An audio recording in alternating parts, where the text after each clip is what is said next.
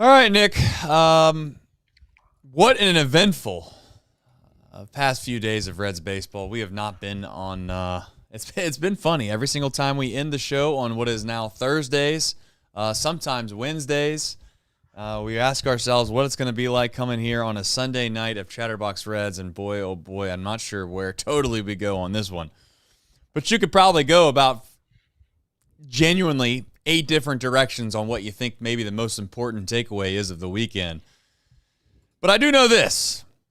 We were staring death right in the eyes today, Nick. We were staring at it right in the eyes, down to our final few outs, and they did find a way to come back and win a baseball game. They win 3-2, Nick, and I know it's of course maybe a little overreaching to say they saved the season, but it certainly feels like it as a fan. Well, I mean, you're running out of time.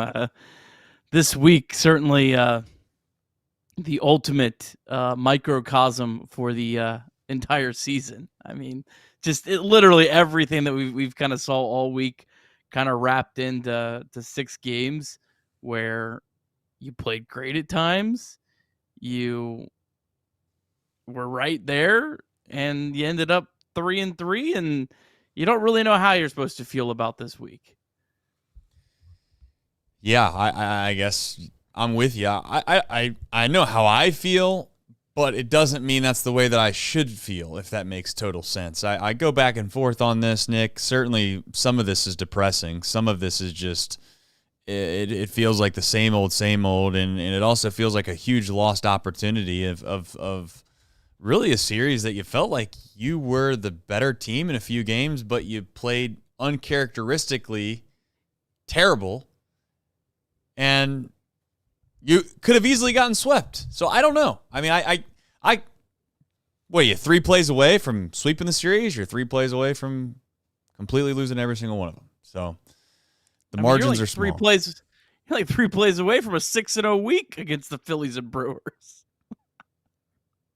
Yeah. And it's not like you didn't steal any of these games either. I mean, I guess today you could say they kind of stole it after they choked it, I guess, but right. No, well, that's what I was saying before earlier in this year or earlier this week about us stealing games. It feels like we don't steal that many games because all of the games that we theoretically do steal, we've been in the game the whole entire time. It's not like we snuck up at the end and just scored 4 or 5 runs in the 9th inning and just, wow, how did we win that one?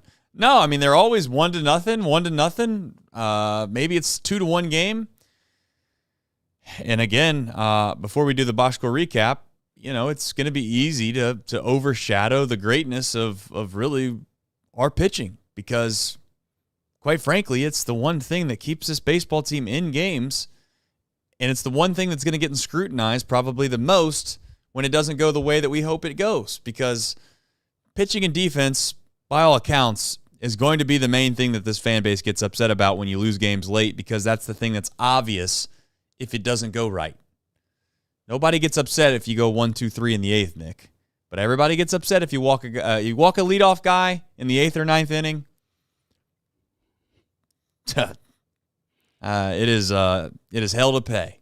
And boy, oh boy, we'll get into Pagan, but that's going to be a whole other story for later in this show.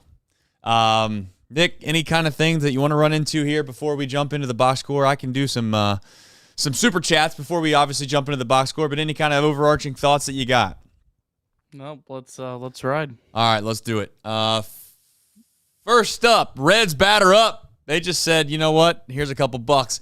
Didn't say anything, and then I think they realized, I can say something, so they just re-battered up. So Reds batter up says, brought to us by DSCCCCC Commodities. That will be here in just a minute, as many of you know. Jacob Doyle, he says, as brutal as this weekend was, the Brewers are the ones who are lucky they didn't get swept. That's my point. I mean, boy, you could argue it both ways, couldn't you? Let's see. Hardviewer 7. I should probably know that for sure, but he's been a member for 22 months. Nutcutter, that is getting it done. Might be time to take Matt McClain out of the intro. Jesus. Can't even be in the intro? Yeah, I'm trying to think of when he said that. I'm trying to think of is there anyone that we have in the intro that just seems like they're an odd It's just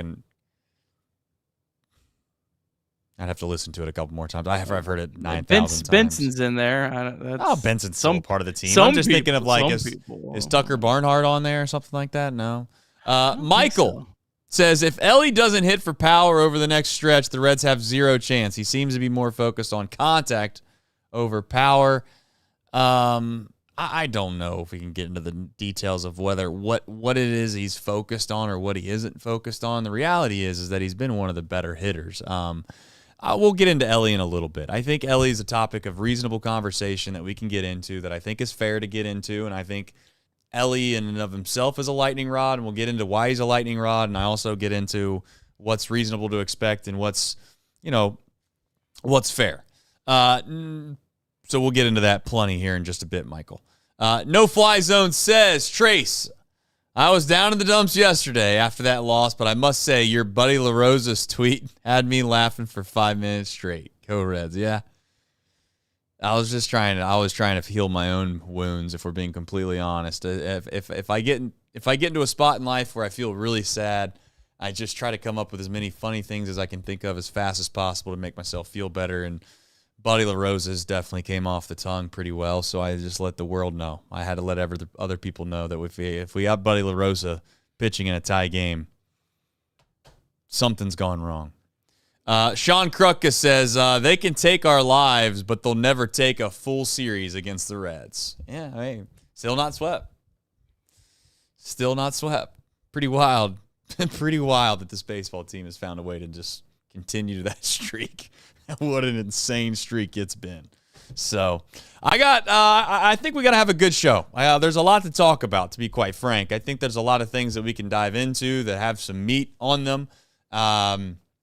But before we do all those things, we do our show, and our show consists of a box score. And that box score recap is presented by Nick Kirby. And for someone like myself, Nick, who didn't have service for 90% of this baseball game, this is a big deal for some. They might not have seen it. So take it away, Nick. I'll try not to let you down. Shout out Noah Snyder said Jake Fraley is in the intro. So we'll talk about Jake a little later on in the show. All right, Reds taking on the Brewers. Reds trying to avoid getting swept for the first time in 2025. And they had Andrew Abbott on the mound, and Andrew Abbott once again did not disappoint. 7 innings, 4 hits, 0 runs, 0 walks, 7 strikeouts. Andrew Abbott now with a 2.28 ERA in 22 starts this season. Reds offense only had 3 base runners against Jose Quintana through the first 6 innings, but finally broke through in the bottom of the 7th. Austin Hayes had a leadoff double, hit down the line, the left field line, and then Noelvi Marte smoked a single to put runners on the corners. Jose Trevino then hit a ball to deep right field that Brewers outfielder Brandon Lockridge made a fantastic catch at the top of the wall. Reds had to settle for a sac fly to make it 1-0. Noelvi Marte did a great job tagging up to get to second base, but he would be stranded when pinch hitter Gavin Lux struck out to end the inning. Tony Santillan pitched around a leadoff walk in the 8th, but Emilio Pagan could not pitch around his leadoff walk in the 9th. With 1 out, Pagan left a first pitch cutter right over the plate, and William Contreras deposited it 405 feet, 108 off the bat, 2-1 Brewers.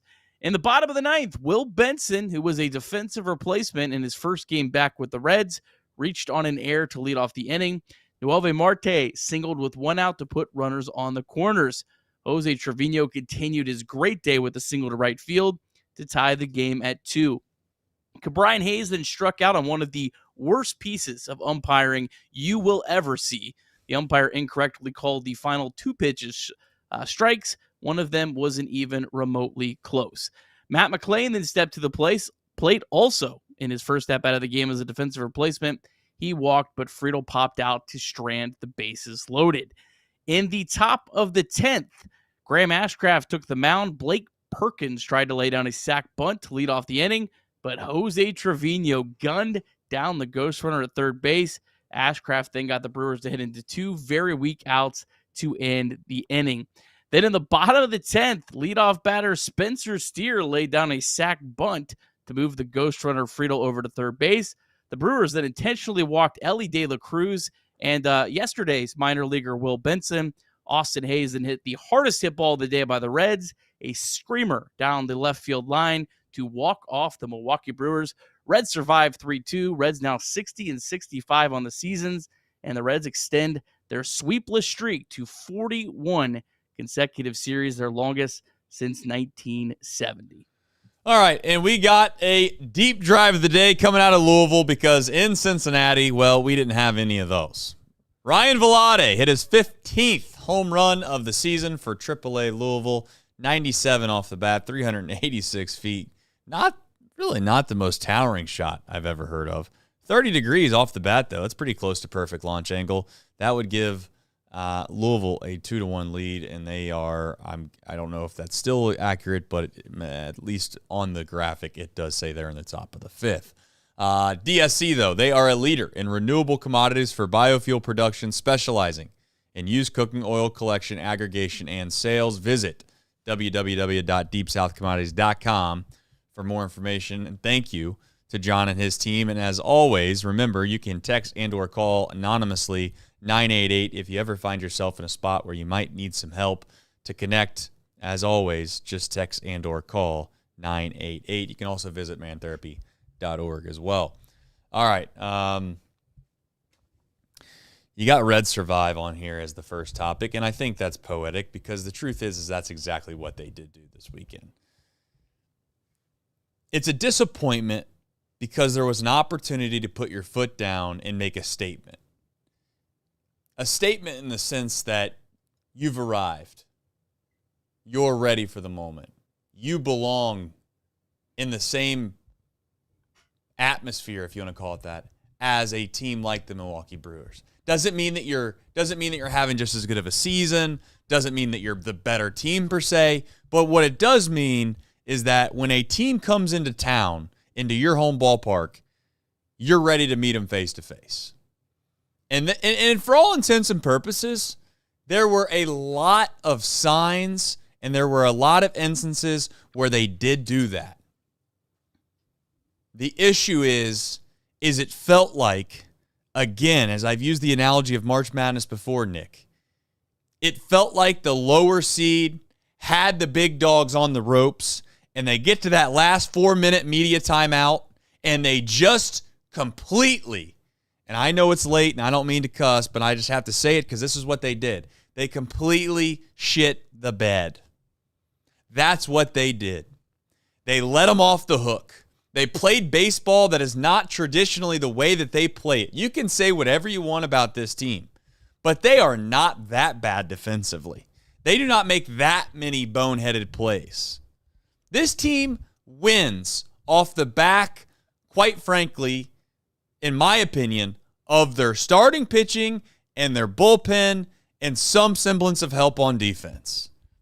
And that let them down. It let them down twice. 2 times in 2 nights, and if we're being completely honest, it also let them down on the back end today, which we'll get into. The starting pitching, of course, was unbelievable today. I'm not trying to suggest that wasn't. But, Nick, that's what it felt like. They were disappointed because it felt like we left a lot out there. We won at the casino. We brought back a little bit money back to the room.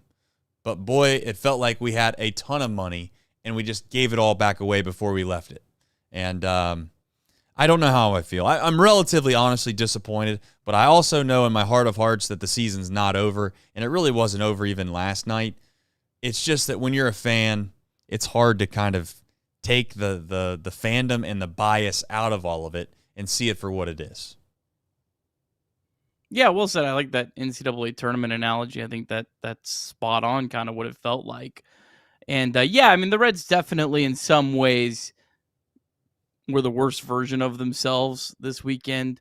But I still see some pretty glaring deficiencies when you just compare them to the Milwaukee Brewers.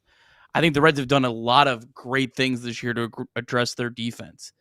They've taken massive strides. It didn't feel like it at all this weekend, although they still made some really good plays. But they're nowhere close to the level of the Brewers. And ironically, the Brewers made an error that kind of but that was, I think, their only blemish all weekend. I mean, they were nearly flawless. The Reds bullpen has done a pretty good job this year, but it's nowhere near the level of the Milwaukee Brewers.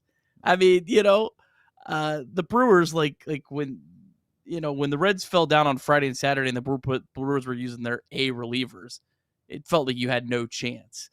The Reds are nowhere near that. And so, yeah, I mean, those are just kind of the two things that really stand out to me. Like, and I don't think the Reds are that far. They're like not that far away, but they're still far away. I don't know how else to say it. I think that it's.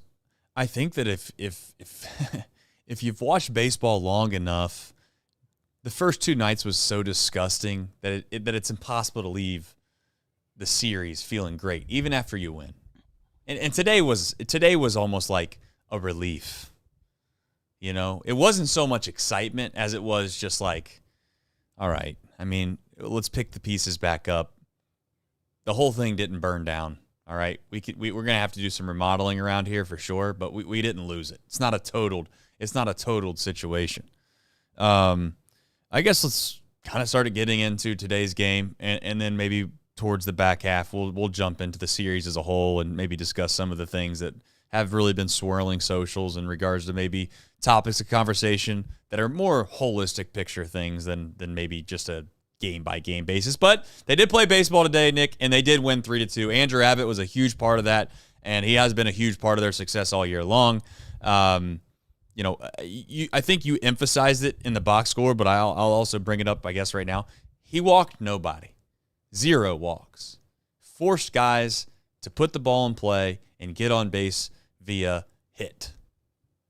When you do that, Nick, it makes it a lot more difficult to score runs. And in fact, I would argue that the Brewers had a tough time scoring runs, period, outside of the flare fest that they also performed on Friday night. They probably don't score much either, but if you don't let guys get on base free. Abbott, what more is there to say about him outside the fact that he's been, by far our ace all year long when you factor in even durability or availability? What an unbelievable week from Andrew Abbott. 14 2/3 innings against the Phillies and the Brewers, and he walked 0 batters. Yeah. I mean, and he dominated the Phillies too. I mean, he ended up kind of with a 3 earned run line that if you watch the game, it wasn't that. I mean, he was just absolutely incredible. Still a lot of season left, but man, to see him put those kind of performances back to back in August is such a breath of relief too, just because you had it in the back of your head that will this guy be able to survive the full season? And again, still a lot of time left, but he couldn't have pitched any better this week. His home runs per 9 are below 1 at Great American Ballpark. That was something that he really struggled with at times. His walk rate is now I wouldn't say approaching elite level, but it's well above average. And he's striking out more batters. He's missing more bats. And that kind of just goes hand in hand with his already ability to induce some weak contact. He's just been absolutely incredible. And this team is nowhere close to where they're at without him. Yeah, no, it's well said. And I think Andrew Abbott has, as I've said, I mean, at this point, exceeded every expectation you can humanly put on a guy. It's just kind of crazy to think coming into this year, you'd pencil him in as the fourth starter. It's also crazy to think, and I don't think this is hyperbole. I don't think it's far-fetched. We're 1 year removed from spring training, Nick. Not this spring training, but one spring training ago removed from him being on the bubble to make the rotation. Yeah. I mean, he was one of the. We were arguing, would you rather have Brandon Williamson or would you rather have Andrew Abbott? That was a real debate, and I thought it was a fair debate, if we're being completely frank. And yet, give, for all intents and purposes, give Andrew Abbott a ton of credit for just getting better, if anything. He's progressed and gotten better. So we'll see. I mean, Andrew Abbott's – but as I said, we're going to talk about on the back half. What's going to happen with Andrew Abbott is the expectations are only growing with him. People are going to I'm just saying, that's the truth. Right. You better be careful what you do. If you decide to pitch really, really well or play really, really well for a season or for a half a season, the expectations get high. And we'll discuss whether or not that's fair or unfair, but that's part of it now with Andrew Abbott. So I guess another thing of expectations, why not? Jose Trevino. Of course, I'm going to have a little bit of fun with this. I'm not going to go too far down the beaten path because I don't think people want to hear the sarcasm on a weekend like this where you're already kind of beaten up, and I'm not trying to be overly funny about it.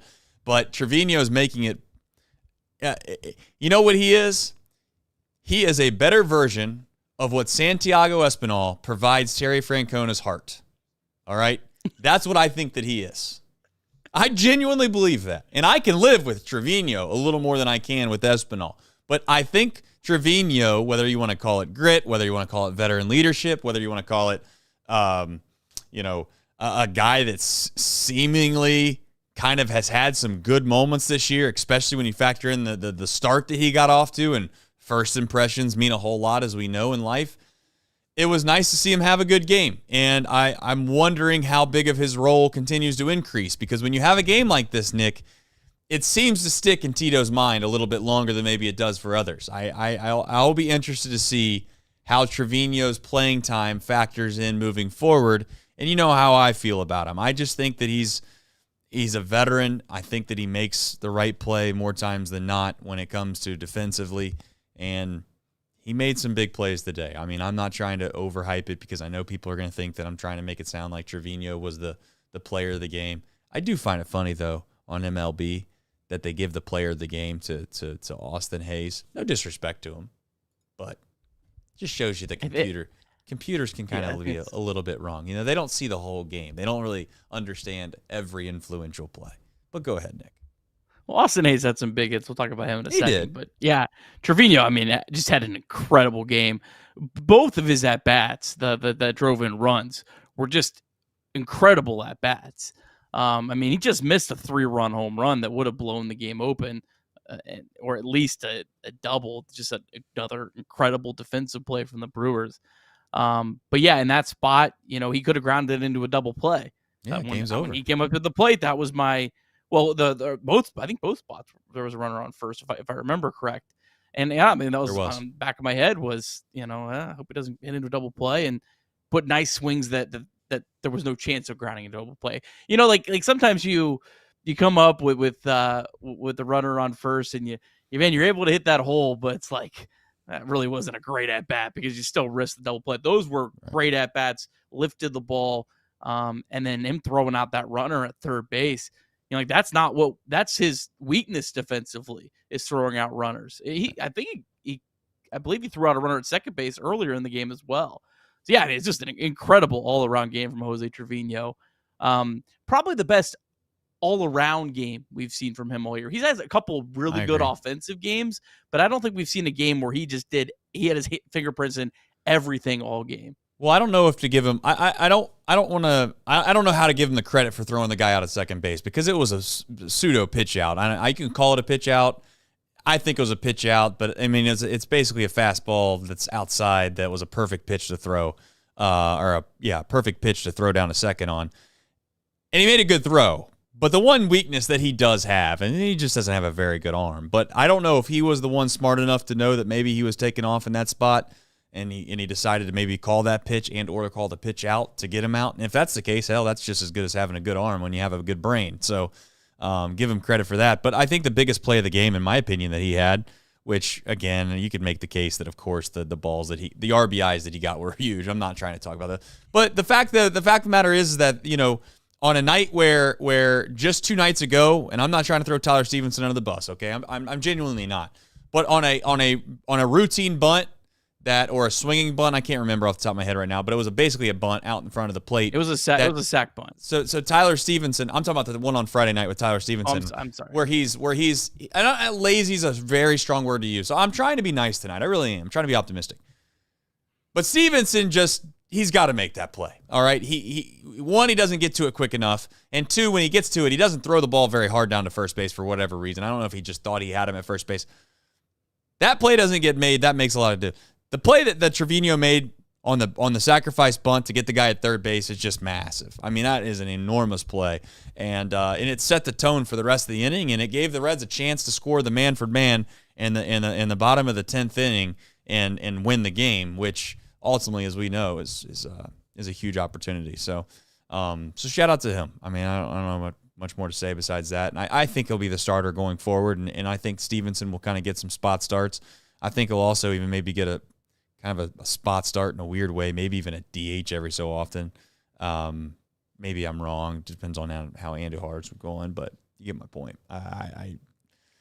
We'll see. I'll be shocked if Stephenson's playing the majority of the time moving forward until Trevino proves he can't play at this level. For Stephenson, I don't think it's as much about defense as it is offense. He's got to hit better than he's been of late to play over Trevino. I still think there's a lot more upside in Stephenson, but sure. Yeah, he's got to show it. I mean, he's got to outperform Trevino by at least 50 OPS points. Probably more than that, to be honest. And he hasn't done that this year. All right. Hayes, for a guy that, and Hayes is Hays for those that are wondering on the podcast. Yeah. It's just, I don't know. He had some big hits today. Had some massive big hits. And finally, you got over the proverbial hump. He was the guy that did it. So I got to give him some credit for that. But for a guy that seemed like he might be a little buried on the depth chart, wasn't going to get too many. I don't know how many more opportunities he was going to get, but obviously Tito showcases some faith in him today, and he delivered. No, I mean, I think he's still penciled in at least against lefties. I mean, I think he's pretty well cemented that part of it. But yeah, if he wants to play against right-handed pitching, he's got to perform better than he has of late. So yeah, big game for him. There's something I want to talk about a little bit later on. Charlie Goldsmith brought up a great point about how like the Reds, like he said their 4 through 11 position players are like all just interchangeable, and it's like depending on the week who's number 4 and who's number 11. We could talk about that a little bit more later on. Oh, that's fair, and good for Hayes too. By the way, I mean he was a guy that it's such a long season that you just kind of forget how important guys were in certain spots of the season, and if you're not playing well at that specific time, it seems like the fan base just kind of gets frustrated and they're out on you. And it's like, oh, he can't hit. He's not. He carried the load, man. This guy quite literally carried this offense when he came back from his injury, and everybody acted like he was Barry Bonds for a couple weeks. Now all of a sudden he's not good anymore. So it's like I get fans are fans, but at the same time, shout out to Austin Hayes. All right, Nick, we actually have a special guest here on the Sunday night, and for him, I was a little concerned a few weeks ago because I was like, you know what, you might have like 50 people in here, but the way things are going, the Reds aren't winning. Who knows how it's going to be in a few weeks, but we've been promoted a little bit, and we got our main man here, Jason, with some disc golf. Now, Jason, I got to tell you, first time on the program, so welcome. You're probably going to have to sit here and you're going to mess with your camera. We'll give you some time to figure that out. But I know that we kind of got passed along the note that you were going to join the show, and I was like, well, I don't know. It'll be interesting to see what the crowd's like. You picked a good time to come on the show. The Reds were a dumpster fire for a couple nights, and they found a way to save the season today. So, Jason, welcome into the program. We'll get into the disc golf in a minute, but I assume you're a Reds fan, yeah? Can you hear me? I can hear you. I can hear you great. Actually, there's a bunch of bobbleheads and old Reds pennants. Born and raised, lifelong fan. Well, you don't have to tell us that the pennants are old. We know that because there's not too many new ones, I can tell you. Trust me, I've been alive to see it. It's a 76. Yeah. Well, now 75 and 76, I've been told those are some right. really good baseball teams. Jason, obviously, for those that many of us are probably pretty novice or like completely green on the idea of the disc golf world. You have some obviously elite level players that are coming into town. Why don't you just kind of give us a quick overview, more or less, of the event itself, what you can expect if you just decide to attend, maybe if it's your first time, what are some things to pay attention to, and just kind of give us a holistic view of the event itself. For sure. So this is the 9th year that we've been on the Disc Golf Pro Tour. The Pro Tour started in 2016. We got on the tour in 2017. We've been on a stop ever since then. It is held at Idlewild Disc Golf Course in Burlington, Kentucky. Arguably ranked in the top 10 disc golf courses in the world year after year, and a top 160 of those throughout the country and some from overseas to play in this tournament. It's roughly 130 men and 38 women. We'll be competing for a prize purse. Last year, that prize purse was over $100,000. Now, that doesn't go to first place. That is split among all of the players that do cash. We do have spectator tickets available Friday, Saturday, Sunday. First tee off is 7:30 in the morning for the women. They will tee off till about 10 o'clock in the morning. Then the men will tee off at about 10:30 up till about 3:30. Tickets are super cheap. And it's not like a Reds game, as much as we love the Reds, you're sitting up in the nosebleeds for the cheap seats. These are, cheap tickets. Spectators, you're within 10, 15 feet of the players. They're standing around afterwards, signing autographs. We have 20 vendors on site. We have food trucks on site. Ryan Geist is going to be there again this year. Got a nice vendor area where you can cruise around with a drink in your hand, do some there. The Chatterbox LED screen will be there streaming the event live. It's a year-long project, and we're gearing up for it right now. The players will start arriving either tonight or tomorrow morning, as they're in Peoria, Illinois. They just finished up their tournament there today. So now they're all making that 6-hour drive to Cincinnati, and they will be here from now until basically Monday of next week. This Monday through Thursday, they'll be doing practice rounds, and then Friday, Saturday, and Sunday is a 3-round competition. All right, so if you decide to come to the competition, lastly, what kind of environment is it? Are you bringing your family? You bringing kids? Are you a situation where you show up in a shirt and tie? You got to be super quiet. Walk me through what that looks like. Great question. First of all, children 10 and under are free with a paid adult. It is very family oriented. Actually, Thursday night we do what's called a fly mart, where all of our vendors set up, and then we do a free kids clinic from 6:30 to 7:30. A couple of the pros will come out and do a nice little clinic with them at Idlewild, and then through the weekend, I suggest no 3-piece suits. I highly suggest shorts and a t-shirt because it's going to be a hot one. There will be, drinks on site. Bring water, bring sunscreen. Bring a little chair if you want to sit down and spectate on a hole for a while. But yeah, other than that, it's just like, going to a golf tournament. You're following them around 18 holes, except for ours. Once you get to hole 7, it's in the woods, and you're in the woods for the rest of the round. So watching them hit trees, it's a great time. Oh yeah, watching them hit trees. So some people go for the enjoyment of watching the other people fail. I feel like that fits right in for this show. If we're being completely frank, that works out. But all right, any other final parting messages or thoughts that we didn't bring up, or kind of things that you'd like for folks to know before you kind of get back to your lovely Sunday night? No. So first and foremost, if you want to get tickets, you can go to dgpt.com. or you can go to lwsopen.com. Both of those have links to the event to get the tickets. We currently have the number 1 player in the world in men's and the current female world champion will both be in attendance. The current world champion, Gannon Burr, he actually just won again today. He will be here. And the current world champion, Owen Scoggins, who actually won Idlewild last year, will also be in attendance. Other than that, we've got some previous world champions. Ricky Wysocki will be here. A couple other big names in the sport. It's definitely a good time. Come out and have a good time.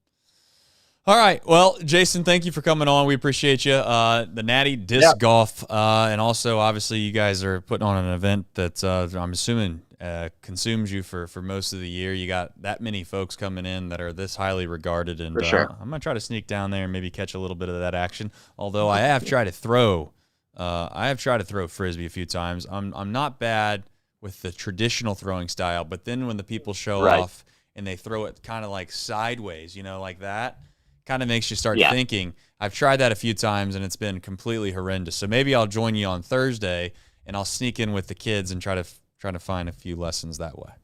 Right. We can always learn. All right. Fair enough. Well, that's a great parting message. We can always learn. All right. You guys have a good night and go Reds. All right. Thanks, Jason. Take care. Thanks. Have a good one. All right, Nick. Well, I am serious. I think I'm going to go down to the disc golf deal. I don't know how many days, but I will say I'm going to go down there and check it out. I don't know about the woods. I have to get some like bug spray or something, I'm assuming, but I might hang around the outskirts. Maybe not. I don't know. We'll see. Speaking of the woods, I'll tell you who wouldn't have gotten out of the woods if this offense didn't come and save the day. Our man Emilio Pagan was going to be enemy number one in this town if it wasn't for the lovely bottom of the ninth inning. Nick, it's a matter of it's a really strict, easy thing to discuss, in my opinion. It's just you can't walk guys. And I know that's so obvious and boring and it's not very entertaining, but what else is there to say? You cannot walk guys and expect things to work out. And he has continued to do that his last few times that he's gone out there. He's survived in advance. And I must remind you, Nick, he did the same song and dance against the Rockies not that long ago, and he got out of Dodge because the Rockies aren't a very good team and they didn't make him pay for it. I would ask you how concerned you are, but I'm pretty sure I already know the answer to it. So any thoughts, I guess, comments you have about Pagan in general? Yeah, I mean, I'm definitely very concerned. It's been a problem, and now it's finally kind of, I guess, catching up with him. It's been a problem, though, all year. Last 6 games, he's walked 5 batters. I mean, that's just you can't have that out of your closer, but at the same time, they don't really have any other options. I saw people, well, let's move Ashcraft to the closers. Like, everyone hated Ashcraft 2 weeks ago. Right. I mean, and I thought Ashcraft, what he did today was great, and I think he's thrown the ball better, but this is what you have, and you're stuck with it. I mean, the only, other option is if you can get Nick Martinez back to the bullpen. Maybe he, you give him the 8th and the 9th when he's available, and that might be better, but it is what it is. But it's definitely a problem that I hope's not going to rear its ugly head. But just Santillan and Pagan, it's just their usage this year. And I'm not blaming Francona because he kind of had to get to this point. But it feels like it's really catching up with this team. I think it's safe to say that the bullpen lacks depth, and we've considered this to be a weakness all year long, and yet it has yet to kind of really completely bite us. Now, you could say that it's kind of reared its head in some game situations where, again, not to get too over the top about La Rosa pitching, La Sorsa, whatever the hell you want to call him, pitching in a 3-3 game against the Brewers. I don't know. But the truth is that I kind of feel like the relationship for every closer in every city is going to have some rocky times because they come in and really more times than not, they can only lose. That's the only thing they can do is lose. If you get a save here and there, nobody gives you a whole lot of credit for it. You're a cliff note on the entirety of the game, right? Like if Pagan comes in and closes the door both nights, we would give him some praise. But he's not going to get the same kind of airwave time, if you want to call it that, that Elly's going to get, or Trevino's going to get, or as we're getting ready to talk about Noelvi Marte, he's going to get here in a minute. So it's a thankless job in a way, but it's an issue when you walk guys, and he's just continued to do that, and that's maybe the biggest concern is what that looks like. And I guess at this point, Nick, the bullpen as a whole, because the message at the deadline clearly was, hey, we're going to go out. Do we ever figure out how to say this? Is it Littell? Lytle? Do we know? Littell. Okay, of course. It's always something. So Littell. We go out and get Littell because we assume that we're going to be able to move Nick Martinez into the bullpen, and that's going to, quote, unquote, shore up our bullpen or help it out. Well, sure and behold, there goes Nick Lodolo. He's out with blisters. And there goes, well, I guess now Chase Burns. Although we'll get into that maybe in a brief moment. We've had so many things that happened since the last time we were on the show. I don't know where to go. But, Chase Burns is on the IL, but is he? I don't know. It seems like a reasonable debate. But now all of a sudden you got to put Martinez back in the starting rotation, and you're back to square zero. I mean, you're right back to where you started. So seems like it's a worthless conversation, just the same way it is a worthless conversation about saying whether or not Spencer Steer is a good first baseman. It's the same worthless conversation to have is Emilio Pagan a good closer? I don't know if he's a good closer. I don't know if he's a closer in the traditional sense for maybe baseball teams in general. When you go out into the offseason, are people going to look at him like, oh, let's get our shutdown closer and get Emilio Pagan? I don't think so. I think that they'll say, hey, that's a really good leverage arm out of the bullpen that we'd like to have. But it's not like, oh, that's a good shutdown guy. So I don't know. I'm not, but it's not changing. Like, it's not changing. So what's the point in sitting here arguing whether or not he should be the closer or not? That seems like a waste of time. Same way it is a waste of time of trying to say whether or not Spencer Steer should play first base. Might as well just move on because, we're not going to be changing anything. One thing that we could get into, perhaps, and we'll do it here in just a bit, is just the concept of what you do with Sal Stewart, and what the Reds are going to try to do at second base. Because I think that they're stuck between a rock and a hard place right now, Nick. But that's we can save it if you'd like. But I'm here. I mean, my guess is the Reds are going to kind of give McLean this week. That's my guess. McLean is from L.A. Grew up right down the street from Angel Stadium, so and that would kind of be a tough, for West Coast road trip for Sal Stewart. My opinion changed a little bit yesterday on the matter because McLean had been struggling. Yep. But Saturday felt a lot different to me than the other struggles because it looked like his confidence was shot. And I didn't feel that before Saturday. Before, I just thought it was struggles. Just thought it was kind of like his season where it's been up and down. Saturday looked pretty rough. Now, he did have the guy couldn't throw a strike, but he did at least lay off pitches and draw a walk in the game on Sunday. But Saturday was a day where I went, yeah, this might, he may need to go down to AAA just to get his head right. I still believe in the guy.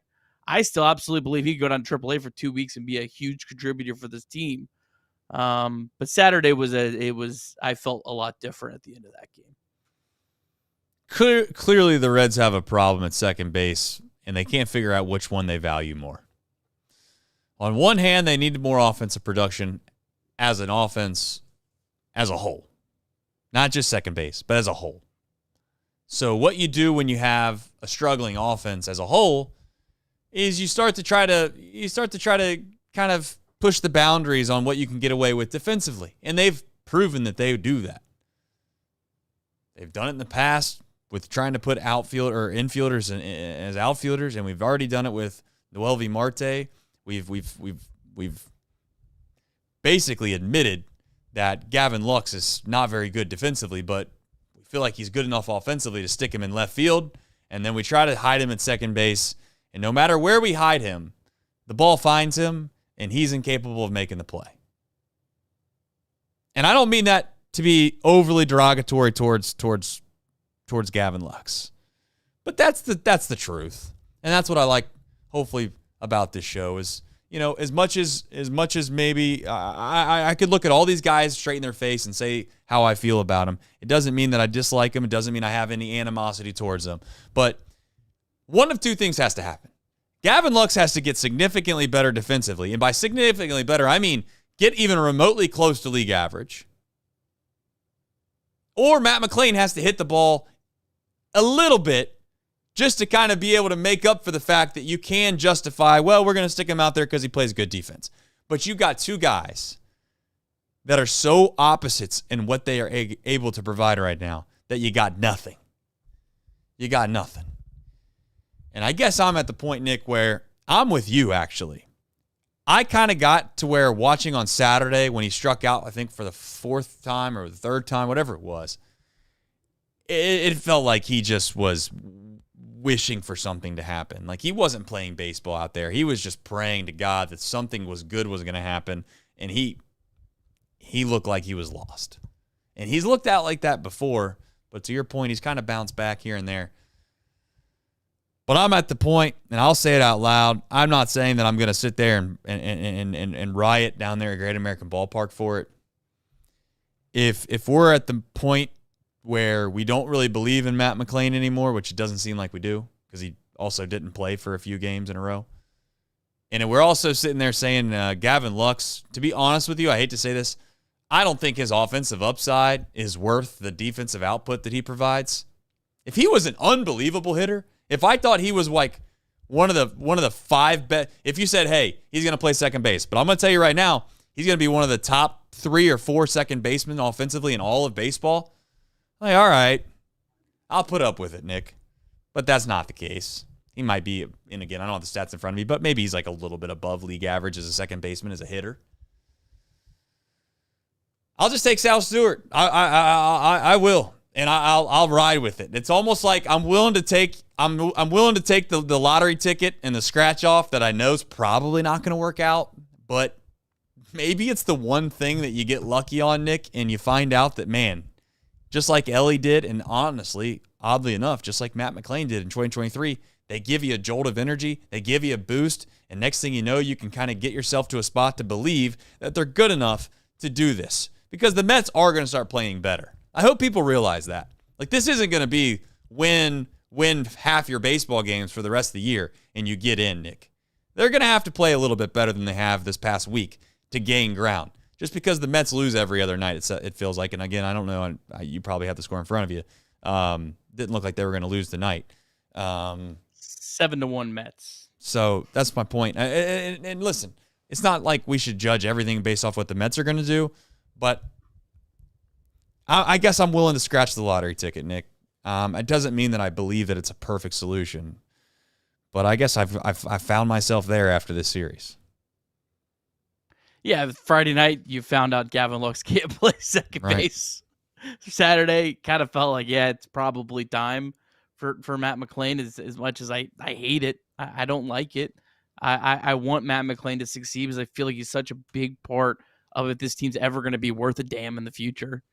But yeah, I think, yeah, it's probably time after Saturday. But I think they're going to get him this week.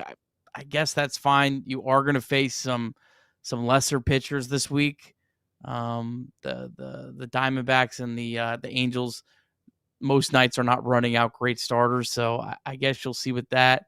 I don't really know how good Sal Stewart is defensively at second base. Right. I don't know if that's also part of the hesitation. I just hope when Sal Stewart comes up that people don't have these unrealistic expectations for him. Because I do think the one thing that the Reds have kind of gotten lucky on is how good almost all their prospects performed right away. Like Elly came up and hit well right away. Matt McLain was great right away. CES, believe it or not, no one probably remembers it now, was actually really good for a while. Noelvi Marte was really good for a while. That's a pretty unrealistic run of success that the Reds had. I mean, they're like, just look at like Jordan Walker with the Cardinals. I mean, this guy was a higher ranked prospect than Elly De La Cruz and Jared Kelenic for the Mariners. Like, it's not a guarantee. So it's a tough spot to also put Sal Stewart in. Again, should the Reds do it? I think probably yes at this point, but it's a tough spot for him. You got to lower your expectations for him.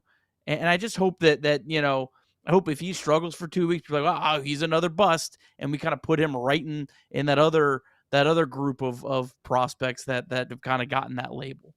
It wouldn't shock me in the slightest in 2026, Nick, if Matt McLain's a part of kind of the main core again, and he's one of the better players in this baseball team. I got to remind people that Noelvi Marte, who is by far the best hitter on this team, and I don't even think it's close. I mean, I'm not even trying to be. Noelvi Marte is so far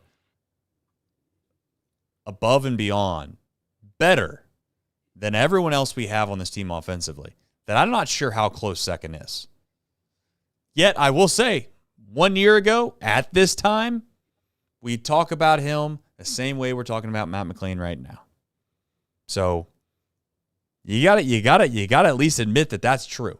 Whether you believe Matt McLain's going to come back and play well, you have to admit that Matt McLain and Noelvi Marte are about at the same status level as they both of those are at this time 1 year apart. Now, that's crazy. That is crazy that you said that. And I don't even know if I think you might be right. I mean, you never know. I mean, you never know. But the truth is, too, is that the Reds do have what seems like an option at third base. They went out and spent some money to get him and Ke'Bryan Hayes. And that's the other thing about this organization that I don't understand totally. Why is Stewart continuing to play third base? I'm not. It's almost like he's kind of blocked out there. Unless you're admitting that you think he's going to be a better option than Ke'Bryan Hayes at third base, because if you're saying that, then why the hell would you go get Ke'Bryan Hayes? That doesn't make sense. Ke'Bryan Hayes is clearly his best asset is going to be playing third base. It's not like you could say, well, we can move Ke'Bryan Hayes and we're going to keep Stewart there because he's comfortable there. No. No. So why is he even playing third base and play him at first base? Play him at second base. I know I'm going off the rails here a little bit, but I just wish I could have someone that from the organization explain these things to me so I could just calm down maybe and not go over the deep end on this stuff. But it's like, if we are expecting Sal Stewart to come up and help us, then let's put him at the positions that he might actually help us at. And I got news for you. In 2026, if everything goes according to plan, it shouldn't be at third base. Because if anything, Hayes has actually looked pretty good, Nick. I'm not trying to get overly crazy about Ke'Bryan Hayes and act like he's going to be this offensive firepower. But by God, if he hits even remotely close to the way he's been hitting for this baseball team lately, I'll live with it. He's probably a 4, 5, 6 win player, in my opinion, if he continues to play the way that he has since he got here to the end of the year and even beyond that. So he's not moving. So the only spot he really has is first base, DH, second base.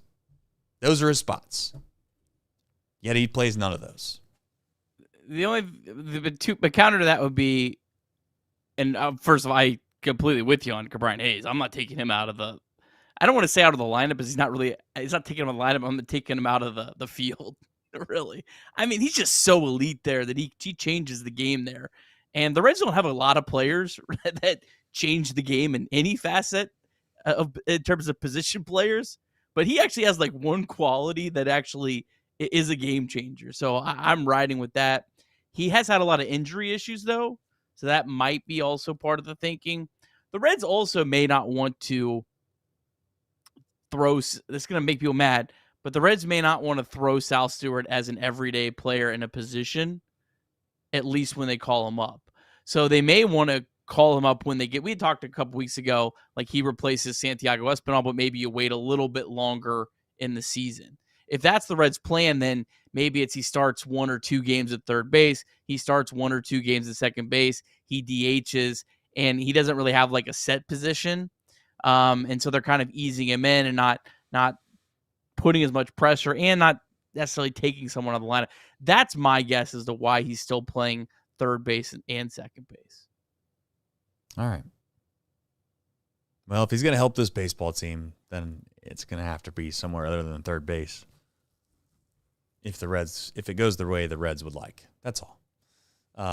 Elly Marte, let's talk about him. We just talked about how him and Matt McLain, oddly enough, are very similar in nature when it comes to kind of the way that they're perceived at certain times.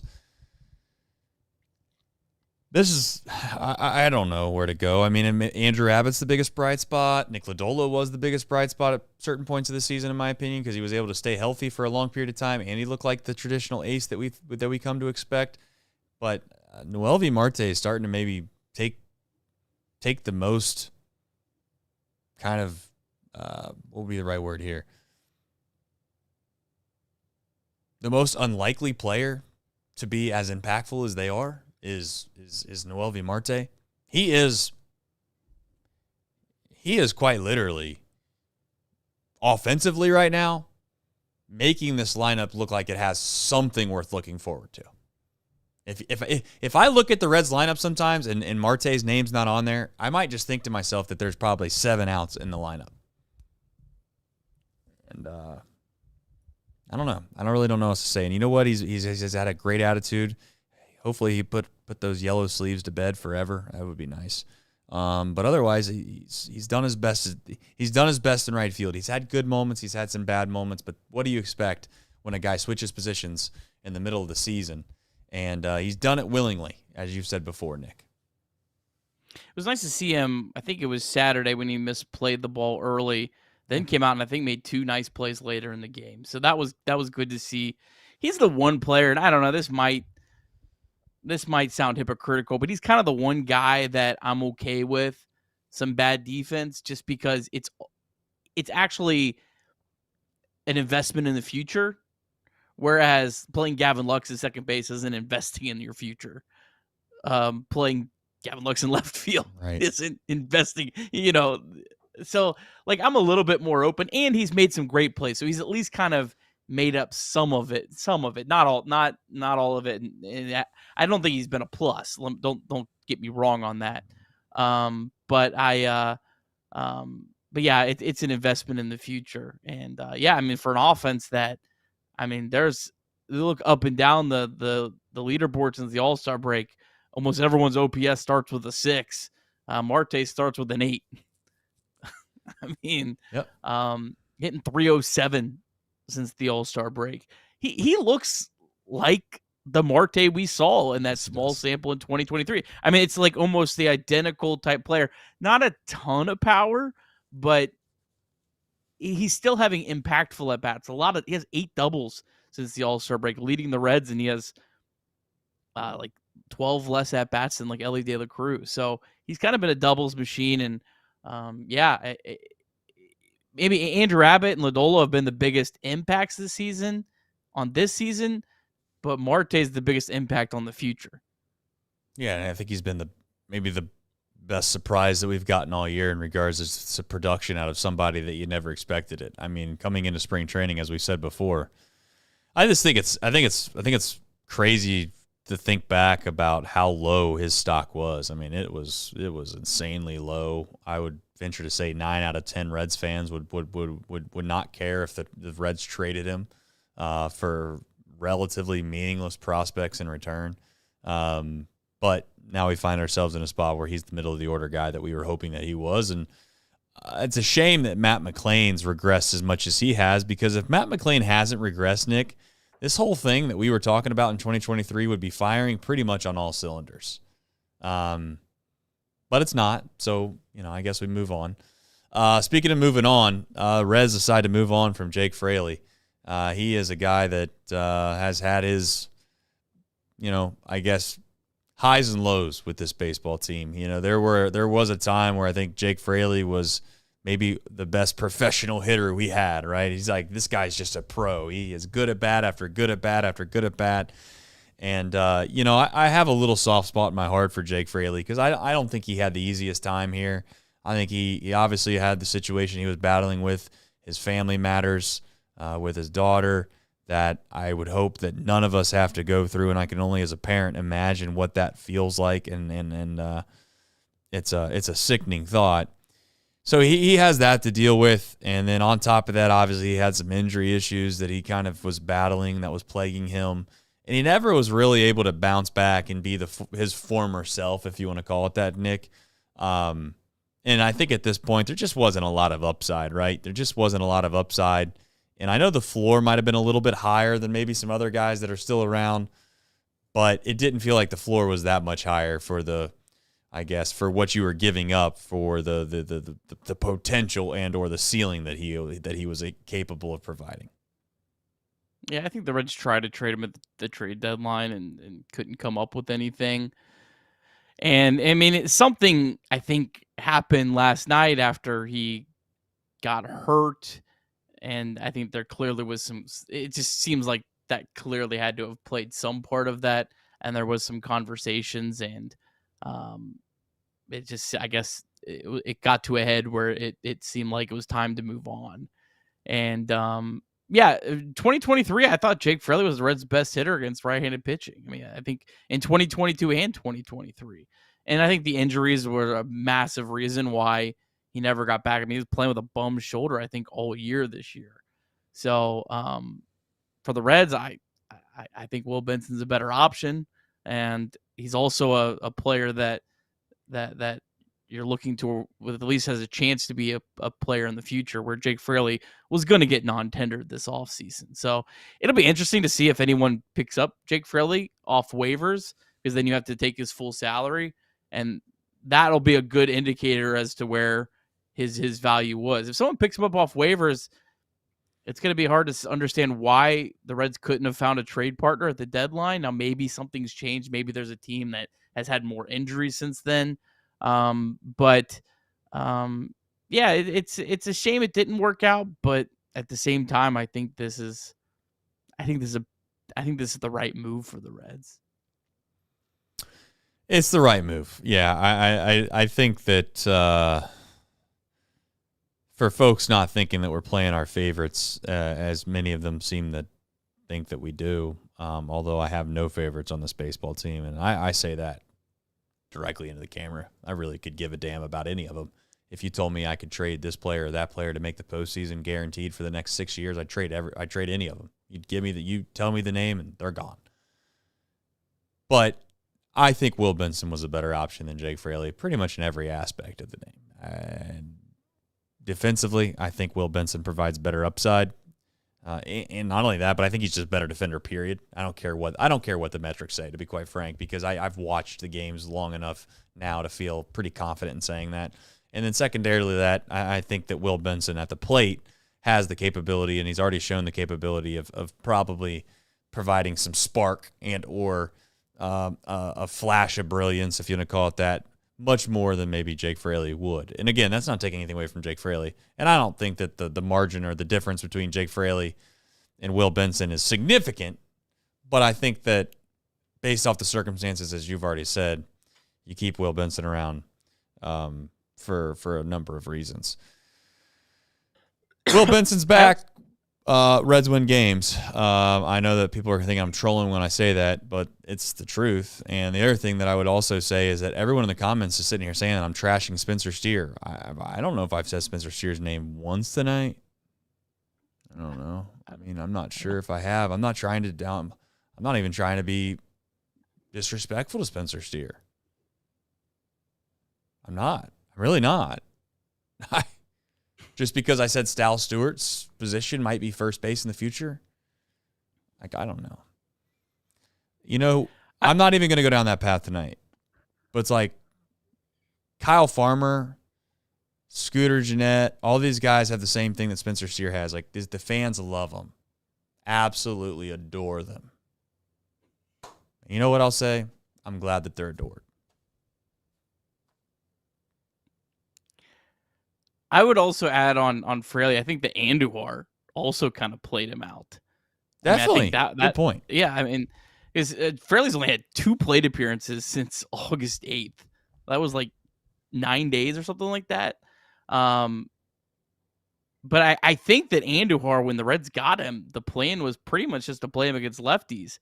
And he came up and he tore the cover off the ball, and so I can't take him out of the lineup. And that, I think the plan would have been you would DH Lux and you'd play Fraley in left field because Fraley would be a better defender out there, certainly. But without that, I mean, then yeah, if you're going to play Andujar, it really makes Jake Fraley's role hard. The question is how much playing time will Benson get? I mean, it's probably largely going to be dependent on Andujar, Lux, how do these guys perform? I don't know. It'll be interesting to see. Will Benson, if he's just taking Jake Fraley's role, probably not going to see a whole lot. Although he could play center field occasionally and maybe give Friedel. I think Friedel could use a day off here and there. Not a lot, but I do think he could use a day off because it does feel like he might be wearing down as the season's gone on. Yeah, or he's just coming back down to earth a little bit. I don't know. Not trying to be overly pessimistic here, but I'm just trying to point out some obvious things. Do you think I'm overreacting by saying that our fan base just we're dying so bad to have a winner that anybody that's average somehow becomes, in our minds, a great player or a good player? TJ Friedel's been good, but sometimes I feel like he's put on this pedestal like he's some elite level all-star center fielder.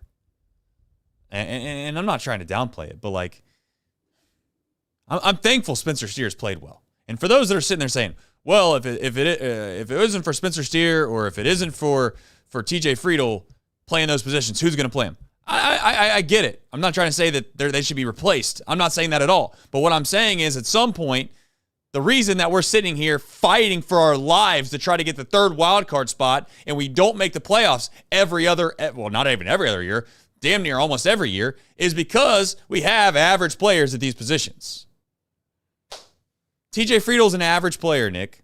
And I know people are going to kill me for saying that, but I'd say he's an average player overall in the grand scheme of things over the course of the next, call it 4 or 5 year window.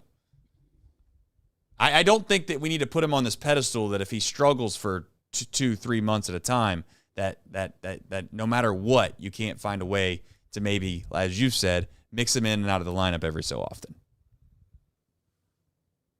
No? I think Friedel's better than an average player. I mean, he's 2.5 win player this year. He's got a 113 WRC plus, 370 on base percentage playing center field. I think he's better than an average player. I don't think he's an all-star player. He's kind of like that in between. He's in between that level of a big league starter and an all-star. Whatever the middle is, that's exactly what TJ Friedl is. He's a little bit of above average player. TJ Friedl should not be the Reds' second best player, but he is the Reds' second best player. So I guess, I get it. But when you're looking at the Reds' position players, I'm certainly not going to complain about TJ Friedl. Yeah.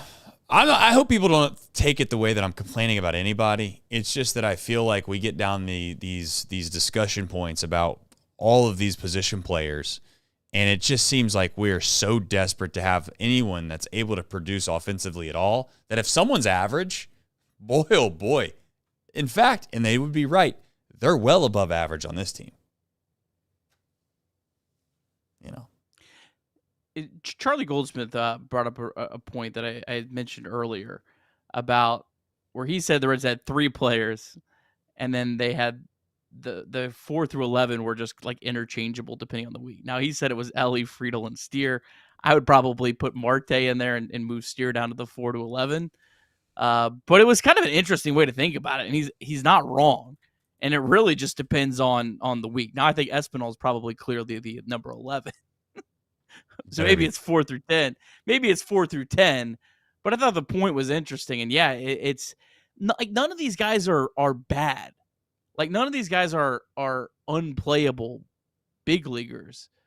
But none of them are great either. And it's just the Reds have this collection of those, and it's why they're close but not there.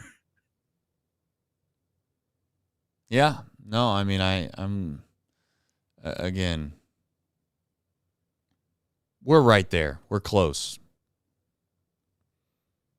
But there's nobody in this lineup outside of maybe Marte that I would say, right now is a great hitter. I'm trying to figure out if this offense is just going through some lulls at times and they're going to eventually just come roaring back and it all is going to pan out and it's going to be it's going to average itself out, or are we just offensively this bad? It seems like the latter, but I'm hoping that the former might showcase itself. Final part for me, talking point for me that I know was probably much better news yesterday and or Friday perhaps was the kind of the discourse, I guess, on just certain players in the fan base of who deserves what. The truth is this. Elly De La Cruz is a good player. Elly De La Cruz was hyped up before he got here. He came on the scene. He played unbelievably well, and he rallied a whole new excitement for this fan base. You can say whatever you want, but he brought some energy back to this fan base. He's going to be held to a higher standard. There are times where he is going to make mistakes. He doesn't make the right play, and I think it's more than fair to say that he needs to be better in those spots. And the other night on Saturday, there's no doubt that in a perfect world, he holds the ball. I don't care what John Sadak says. I don't care what Barry says in regards to this specific play. that was not a double play ball. It was hit way too softly. Way too softly. I mean, the reality of being able to try to double somebody up on that baseball, I don't think happens too often. The issue is this with Elly. He has so much talent that he has been able to do things that everybody else tells you and or probably has told him at some point that he shouldn't do. You should hold on to that ball, or you shouldn't try to make that play because most people can't make that play. Elly tried to make a play. It wasn't the right play, but he tried to make one. And he made a physical mistake, compounded by a mental mistake. The mental mistake is that he probably didn't really factor in what the likelihood of him getting that out was at first base and what the risk was because the guy was at third base who was the tying run, right? Like if he had a chance to sit down and think through all this before the ball was hit, which he does, I think he would have reconsidered. And those are things that I hope he gets better at. Pre-pitch stuff, I hope Elly gets better at. Like just IQ stuff of saying like, okay, I know that this guy's at second base right now, and the reality is that we can't try to force something because that's the tying run. Steer could have also stopped it, but I'm going to tell you right now that's not fair to ask of Spencer Steer. He threw the ball, 100 miles an hour, glove, backhanded side. My main point in saying all this is that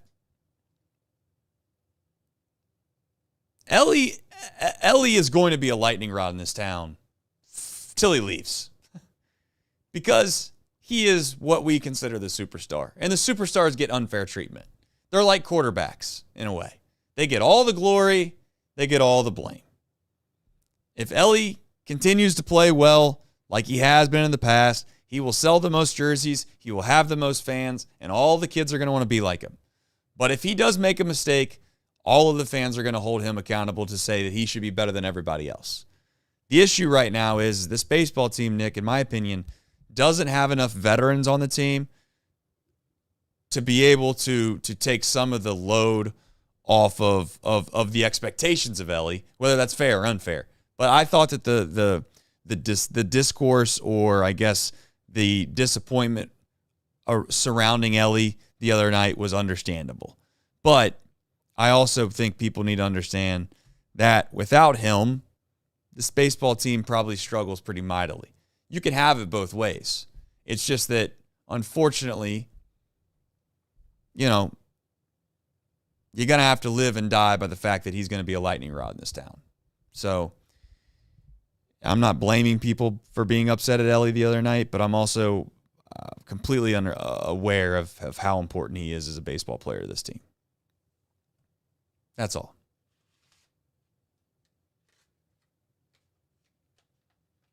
Yeah, the Reds are toast without Elly De La Cruz. But you also they're not even.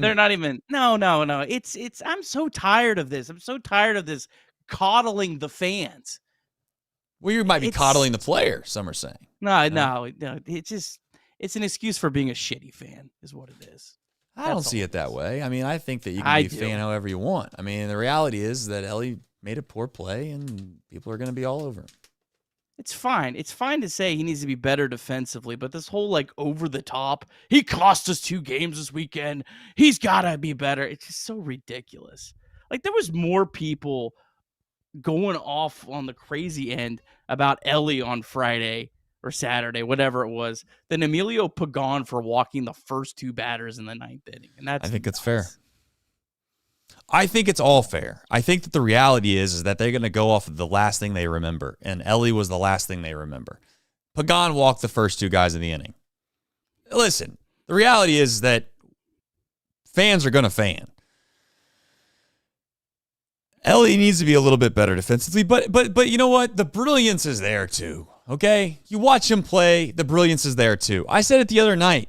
I think on Friday night, no one gave him credit for the double play they turned because it looked like routine, but it wasn't a routine play. He made it look routine. It was not a routine play. He made a great play.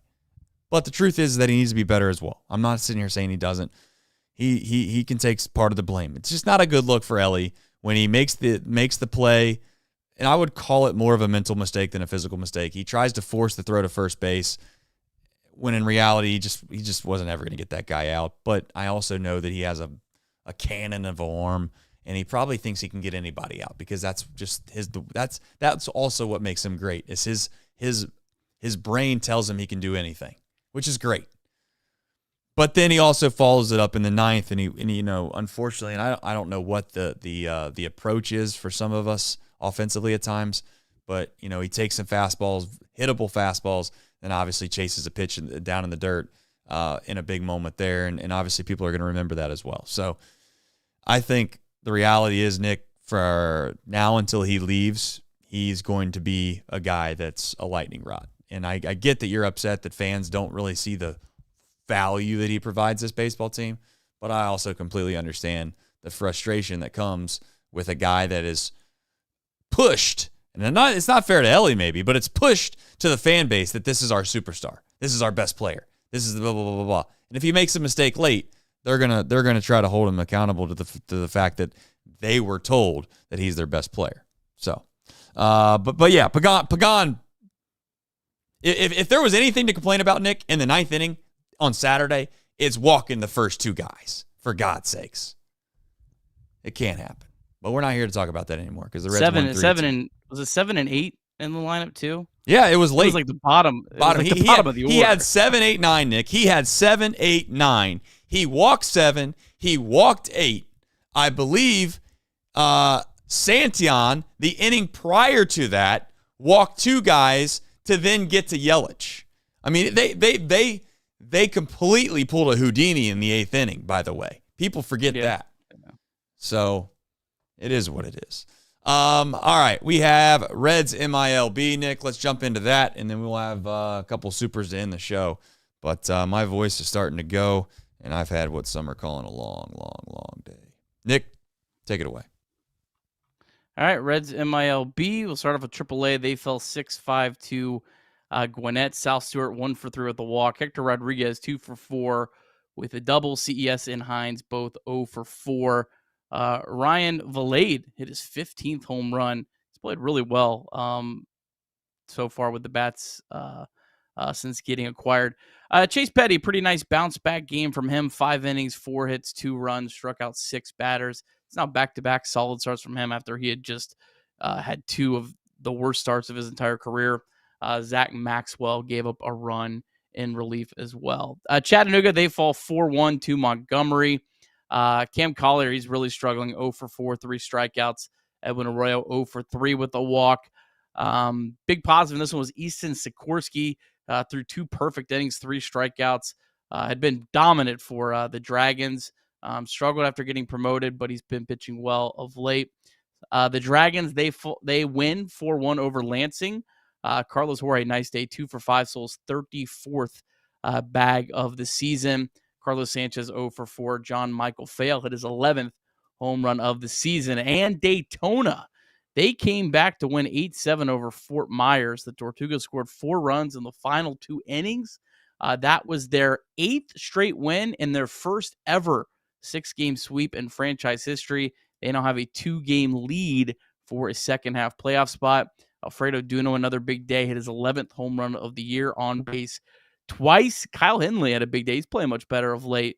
The Speedster 3 for 5 with a double. Ichiro Kano 1 for 4. Tyson Lewis and Arnaldo Lantigua did not play. And then David Lordy, who had been one of their best pitchers, gave up 7 hits and 3 runs in 3 innings. He's been struggling of late. That is the Reds MILB. All right, and as always, we have more baseball to be played, Nick, but I think it needs to be said before we jump into the who, what, when, where, and why. The Reds score more baseball runs this weekend. Obviously, on Friday, we can't say that because they scored plenty. But Saturday and obviously today, they find a way to score more runs in what we'd call kind of maybe regulation baseball, whatever term you want to use, then we probably aren't. I would argue. Ourselves. I would argue. Yes. I thought overall they might have had better at bats today than on Friday. Now, to be fair, they were close. They were close. It was maybe closer. I watched every pitch Friday, watched every pitch Saturday, and I know I'm doing a show on Sunday, so people are going to be like, what the hell are you talking about? You're doing a show without seeing most of the game. I watched the condensed game. I didn't really get a chance to watch pitch by pitch because I was running an event today. But, yeah, I can't really speak to that. But I will say they had it just comes down to situational hitting. And they capitalized on some opportunities today that kind of got them to a spot where they won the game, but they just don't have a very good offense right now, and hopefully that changes. So, yeah, this is a good week. Good segue, I guess. Good Hopefully segue. a good week for the Reds. Tomorrow they will be facing. They start a 3-game series against the Angels. Going to face Victor Medeiros. He is making his second career big league start. Was the Angels' number 10 ranked prospect coming into the season. So hopefully a good chance. The Angels, they come in 60-64, kind of a middling team.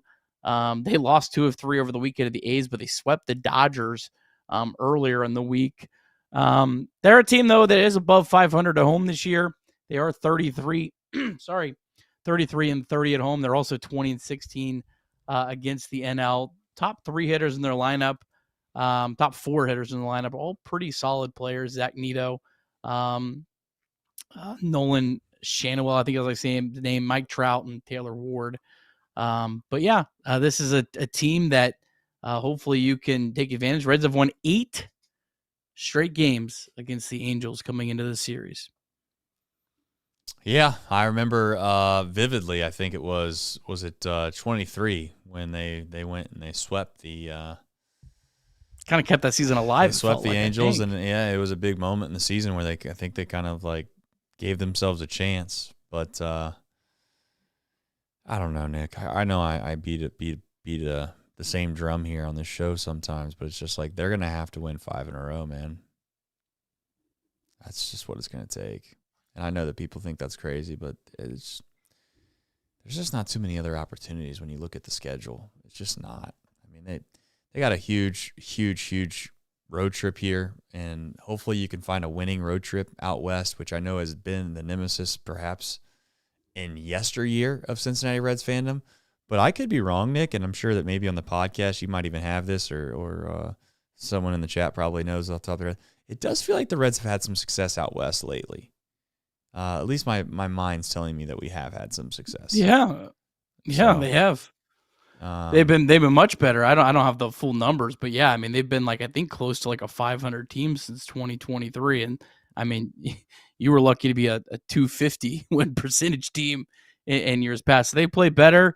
The Angels and Diamondbacks are both sub 500 teams, but yeah, I mean you probably need to play well this week. The Mets, they're on the road too, but they're playing the Nationals and the Braves, 2 teams that are pretty much playing out the string right now. So these games are all individual games, and you never know what will happen. And the Mets, like the Reds, have dropped a lot of games to a lot of bad teams of late.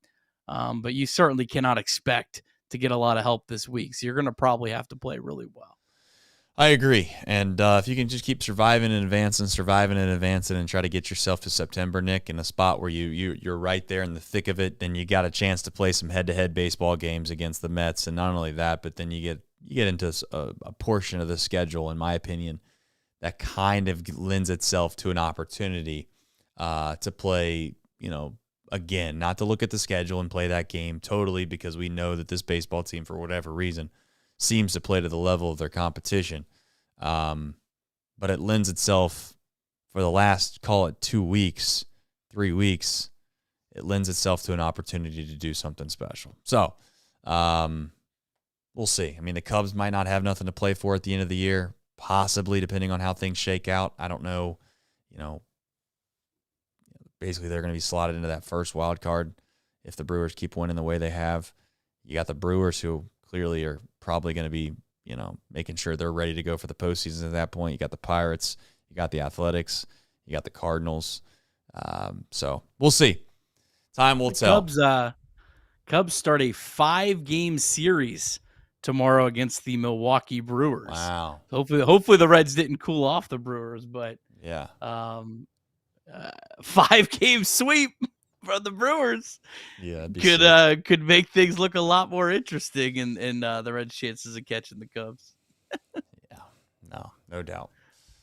All right, folks. I really appreciate you joining the show. Thanks you for the big crowds over the weekend as well, and obviously Craig and Alex and Corey and the rest of the gang obviously held it down all weekend long. So thanks to them as well. I've had an insanely long day here as we wrapped up the Chatterbox Championships this weekend, which were eventful and fun, and also very, very tiring. So thanks to everybody for just supporting us in this channel. It's a grind of a season, isn't it? I'm doing my best, folks, to try to hang in there with the rest of you. But I still believe, man. There's still a part of me that wants to believe that we can do this thing. But I got to tell you, Saturday night I was pretty miserable.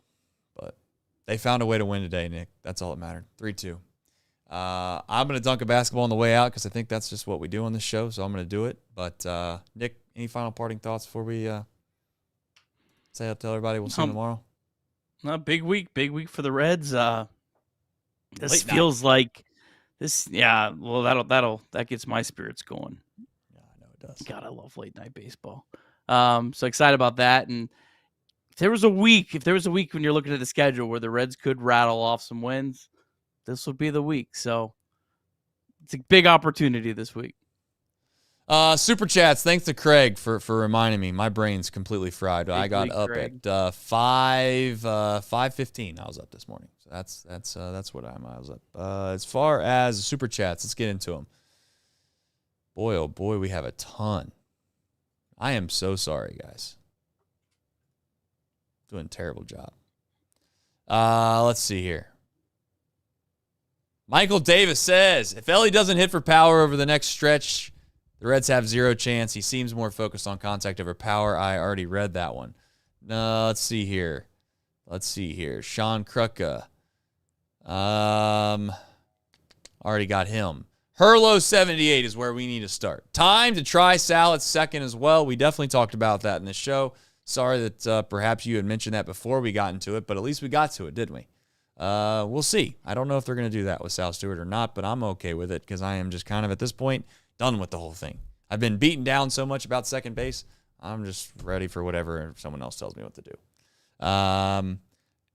Cackerman says, give Kirby a hug for me. He's going through it these days. Remind him Benson is back up.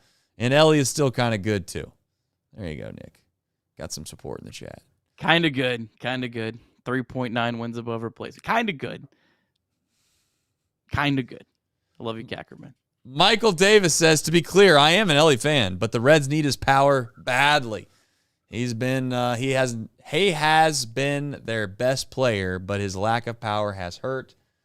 It's the one thing that I think that's maybe for some reason not been the same as it's been in the past. But the thing about that whole situation is that what happens if he accidentally runs into 7 or 8 home runs or something crazy in a week? Then all of a sudden it's like, well, it's all back to normal.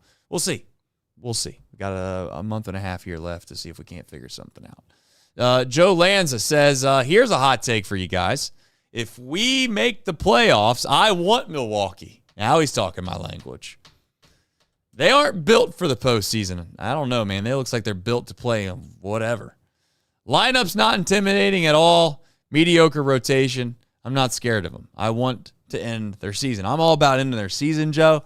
I wouldn't say they're a bad team. I wouldn't say that they're a mediocre team. They look pretty good to me.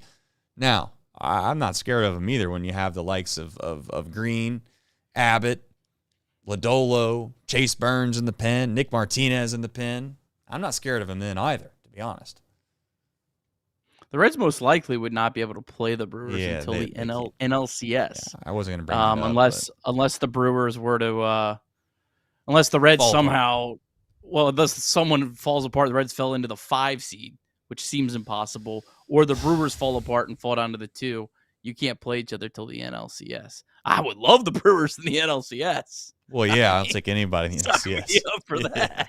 Yeah, I'll take the National League All-Stars if it means we have to play the NLCS. Well, I mean, Brewers over the Dodgers in the NLCS. Yeah, I think I take the Brewers. Yeah. Chad Williams. I think it's Williams. I don't really know for sure, but he said attended 2 funerals this weekend. The show is a great distraction and means all to your viewers. Meaningful games, playoffs or not. Yeah. Sorry to hear that, man. Yeah. Yeah, I mean, perspective is always the main thing, right?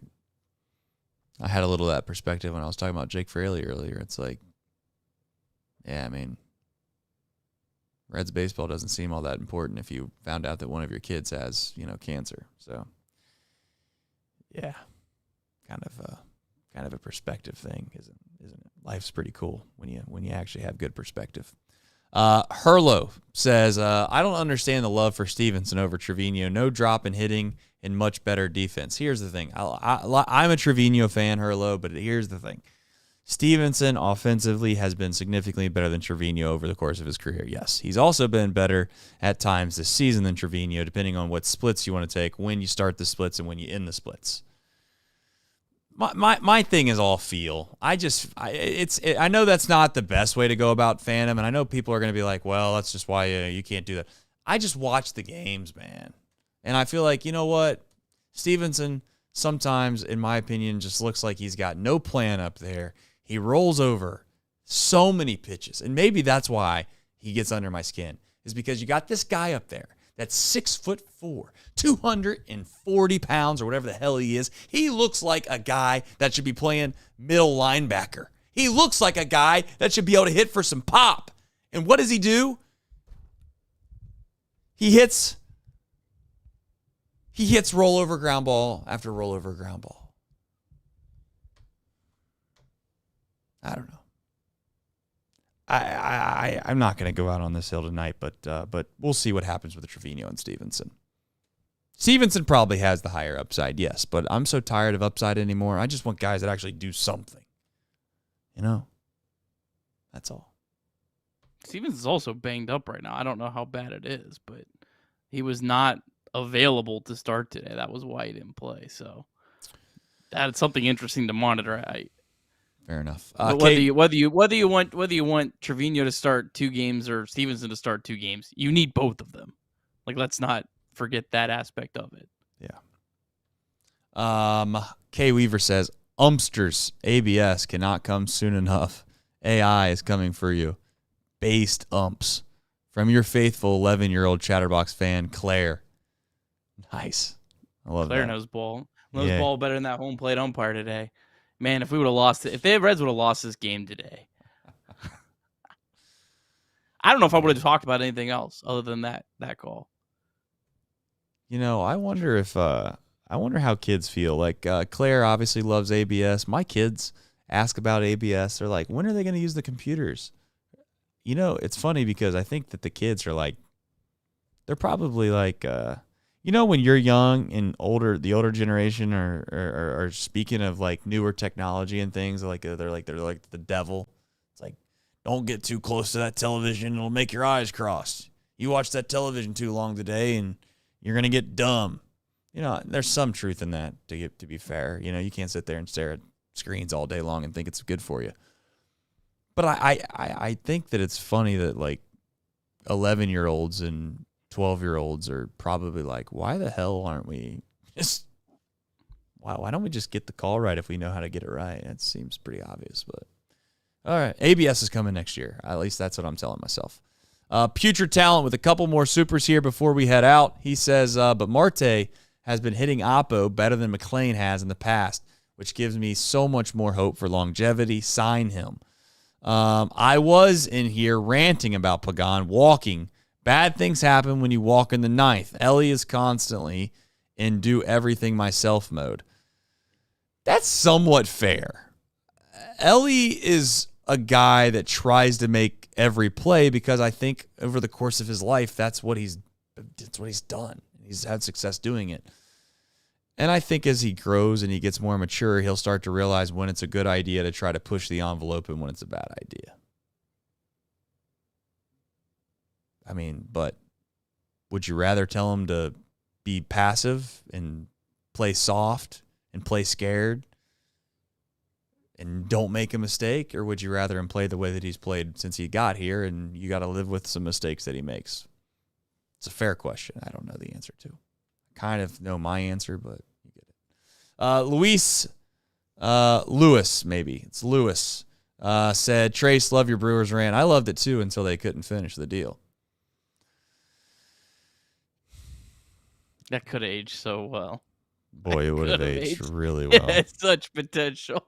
Man, it did. It also was going to have so much potential the other way, too. And then, thankfully, they won today to save my tail. I wonder how much of that contributed to the viewership on Friday and Saturday. There was a lot of Brewers fans, I think, that tuned in. I think that they were waiting to come get my butt. That's for sure. That's fine. I'll helps the algorithm. I'm here for it. Yeah, if the Brewers fans want to come at me, I'm here for you. Trust me.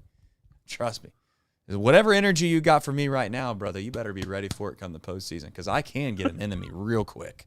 I can turn on it. You know what I'm saying? I'll be the Dodgers' biggest fan. I'll be the whatever team plays the Brewers in the first round. Trust me, I'll be happily a fan of that team for whatever it'll be, a week. All right, folks. As you can tell, my voice is just it is what it is. There's not much of it left. Doing my best, trying my best. Mets look like they're going to win, so there's that. And I guess I'll just go by saying thank you. I also want to give a shout-out for somebody that sent us some nice sunflower seeds, Nick. I failed to do this for quite some time. I am actually going to pull it up. Just so Kurt sent them. Chinook sunflower seeds. Look at that. You got some. Let's see if I can find it here. I believe. I'm trying. What's the name of the flavor that I really like? Look at this. Check this out, though. For those that are wondering, I got the Bristol Motor Speedway. I know that it wasn't maybe the best game to attend based off of but anyway, Chinook Seedery, they sent us some sunflower seeds. They wanted everybody to know that you can get on their site right now and you can use the code REDLEG. That's REDLEGS, REDLEGS 15, and you get 15% off. If you want to go grab you some Bristol Motor Speedway small batch sunflower seeds from Chinook Seedery. Jalapeno ranch is incredible. That is good, and lemon pepper too. I don't know if you've had that. I haven't tried. I haven't opened that one yet. I'm trying to. Yeah, that's next. Lemon pepper's that's a good one. Anyways, folks, maybe we'll get a deal with Chinook here at some point as well. They have some legit seeds, so we'll see. Bristol Motor Speedway is set for its big league year in 2025. I don't know if I want to open one of. I think I might leave one of those unopened. Like, I feel like that might be kind of cool. Yeah, might be save gross. it. I don't know. No, I think you can save it. Yeah, I think you can save it. All right, folks, I'm going to hit the outro. I'm going to go dunk a basketball, and I'm going to go to bed, largely because I am very, very, very tired. And you know what? Still have time to be an athlete. But thank you for watching. Hit the like button on your way out, and go give us a 5-star review on the podcast form if you haven't done that yet as well. So, love you. Appreciate you. Chatterbox Bengals tomorrow night, post-game show for the preseason game. That's right. Craig has a video up today. Check that out. Support those guys. They're working hard. Yep. Chatterbox Bengals. Go watch their videos because they are working hard. And we appreciate that out of them. Trying to provide what a lot of you like for Chatterbox Reds for Chatterbox Bengals. That's the goal. All right? Love you. Appreciate you. Now it's time to go and do our best to be an athlete.